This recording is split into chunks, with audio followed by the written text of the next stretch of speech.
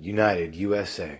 And somebody who knows what they're talking about, information about 5G, listen up. Saying we need it because of the Internet of Things, because the enormous amount of bandwidth that this is going to use. You know, if you've got people performing all these transactions all the time and everything's got an IP address, everything you pick up, and you're not using tellers anymore, it's all automatic. It's going to take an enormous amount of bandwidth. So that's the excuse that they're using to roll it out.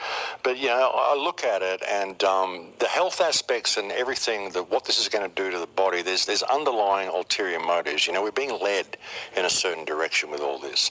And when you look at the whole transhumanist agenda and how they want to merge us with machines and all that sort of stuff. With 5G, you're going to find all sorts of health problems people are developing. It's going to be a lot harder to do things in this crumpled old shell. And please transfer me over into one of these. You can see where they'd be able to lead it with people.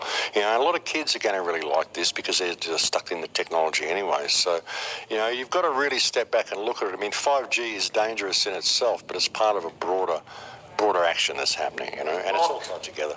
One of the broader agendas that a lot of people talk about in regards to this is the privacy aspect, the surveillance aspect. Can you get into that a little bit? How is it possible that something like this 5G global mesh network can spy and track people, or is that the plan? Well, it's the plan, and they can do it through social crediting as well. You've got situations now in England. There's 4 new supermarkets that have rolled out in England where all your groceries are watching you as well. So they're socially profiling you.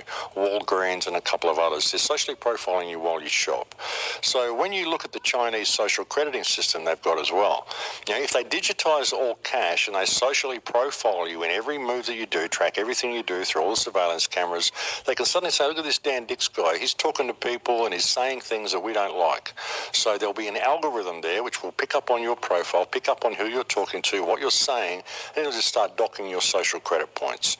And when your social credit points get below a certain level, you'll find you'll go buy an air ticket one day and you're not qualified for the air ticket and there's no one you can call.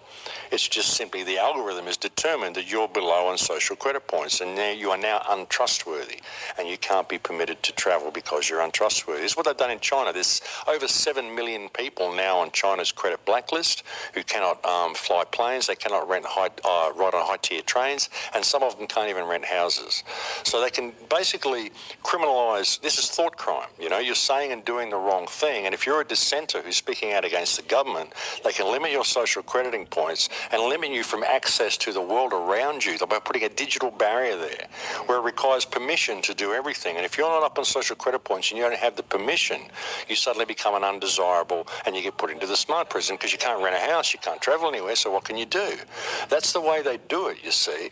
So it's basically separating society into 2 classes, desirables and undesirables, and it will all be determined by algorithms. You won't even need to commit a crime.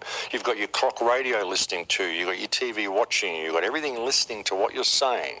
You could be in bed having a conversation with your wife, and suddenly you say something that the algorithm doesn't like, and it determines that Dan Dix is a irresponsible, untrustworthy person, and it docks your social credit points. And you don't know until you go to buy something. And then you say, well, what do I do? And the person at the counter says, well, I don't know. The computer says no. They don't know, so they're not to blame. You can tirade all you want. And see, well, who can I call? Well, we don't know who to call. You go online, who do I call? There's no one. There's no website. There's nothing, no one that you can call about this. Yeah, they're definitely not wasting any time for sure. Made a video the other day, Thomas Wheeler, the head of the FCC, there he is right there. Yeah, I rolled it out quite quick, 2016, 2017, and then stepped down shortly thereafter that next year. This kind of answers the questions, but calling it 5th generation is just a simplified explanation of actually what it is, militarized technology.